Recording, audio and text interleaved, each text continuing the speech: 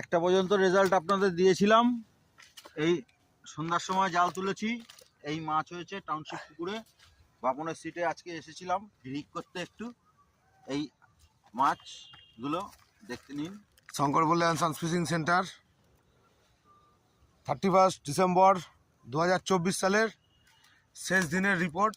দাদা ছিপ ফেলার সময় পায় না, আজকে একটু সময় করেছি, মাছ ধরেছি। খাবার মাছ বাড়িতে গেছে, তারপরে এই মাছগুলো আমার জালে রয়েছে। মাছ ধরার সময় পায় না দাদা, খাবার মাছ বাড়িতে পাঠিয়েও তারপরে জালে এই মাছগুলো রয়েছে।